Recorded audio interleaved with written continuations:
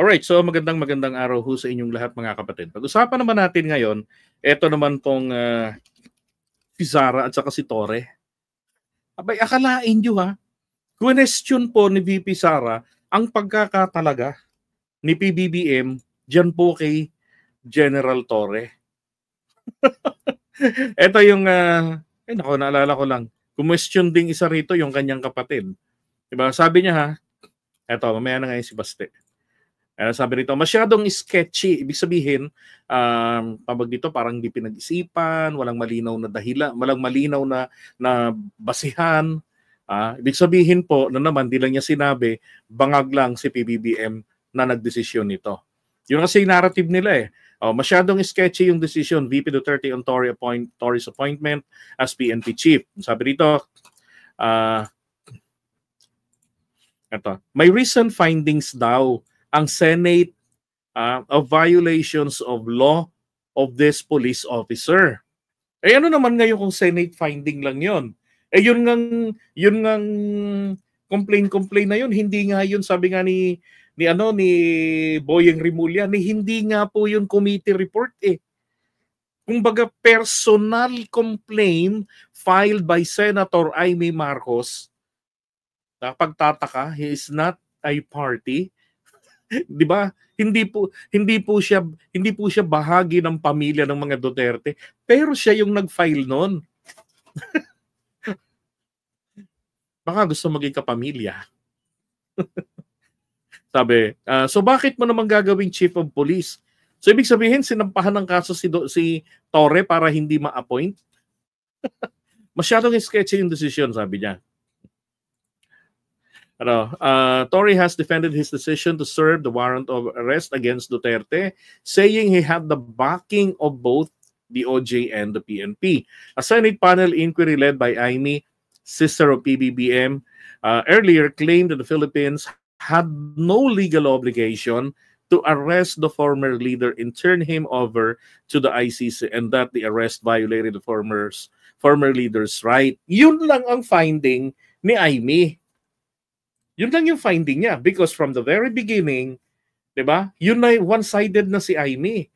Yan na talaga yung resulta na gusto niyang palitawin. Yung hearing niya sa Senate, lahat po yan is just part of her moro-moro hearing. Para masabi lang na nag-file siya ng hearing, 'di ba? Nagkaroon ng investigasyon at ito ang kanilang findings. Hindi ho, bago pa magkaroon ng hearing, yan na ang sinasabi ni Amy.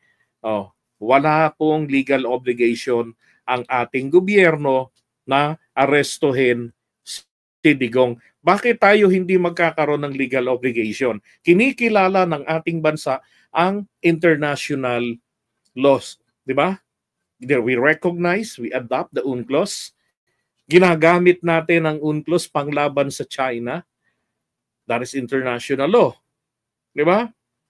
Member tayo since 1952 pa yata ng Interpol. Ngayon lang po na-question. Ngayon lang na-question ang pagiging bahagi ng pagkilala ng Pilipinas sa mga international na umiiral na mga batas bilang isang bansa na bahagi ng international community. Bakit? Para pagtakpan ng isang taong may akusasyon ng maramihang pagpatay. 'Di ba? Na kanyang hobby. Ba't ko sinabing hobby? Sabi niya eh. Doon nga sa amin, sabi niya.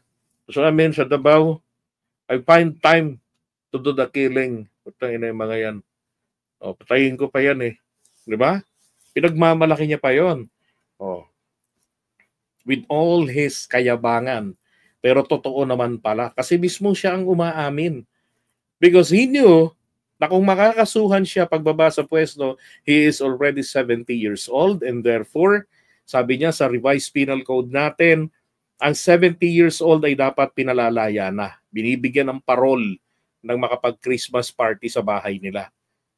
So saan daw po siya ilalagay kung siya kakasuhan? House arrest. 'Di ba? So na-enjoy niya pa rin ang kalayaan. Naprotektahan niya yung mga tropa niya. Now, maliwanag naman po nung hearing na to, nabara rito sina Amy Marcos. Isang batas lang ang ginamit ni Torre, yung International Humanitarian Law, IHL. At doon ang option ay ibinibigay. Dahil po wala tayong treaty, kung merong treaty, di ba? Dadaan ito sa proseso ng dito extradition. Ang problema dahil po walang treaty, hindi po tayo makapag-extradition.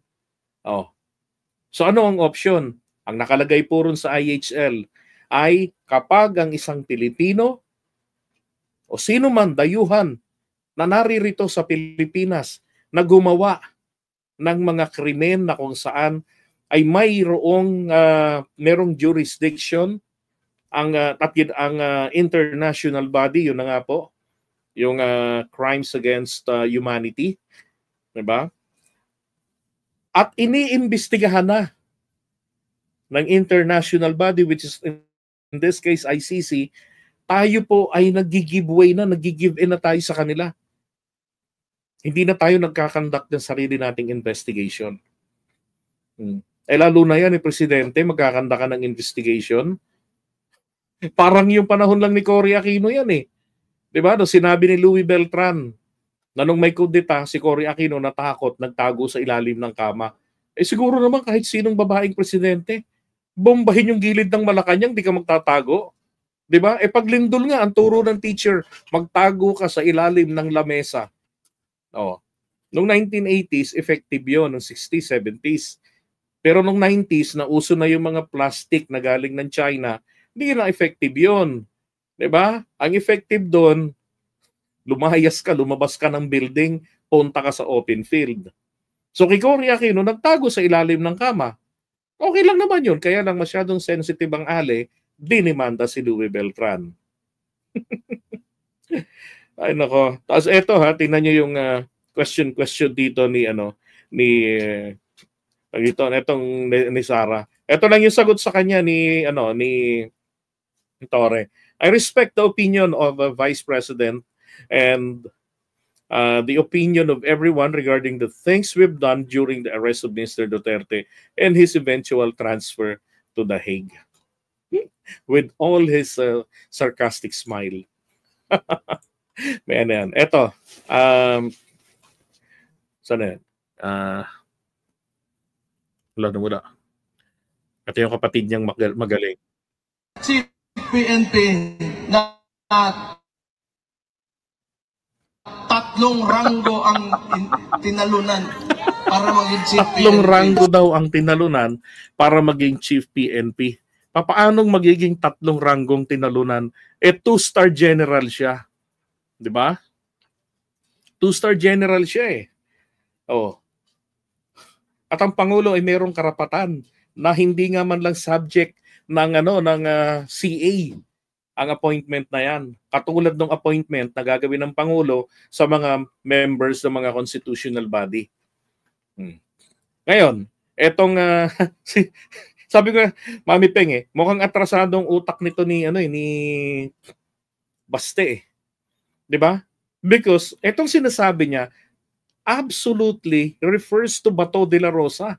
Tatlong ranggo ang tinalunan at 41 officers ang tinalunan nito ni Baste. Pero yung kanyang credentials ay hindi po question. Etong si Sarah, Diyos ko po, kaso pa lamang yun. Tatay mo nga mabigat ang kaso, nakakandidato, pinanalo pa. Di ba?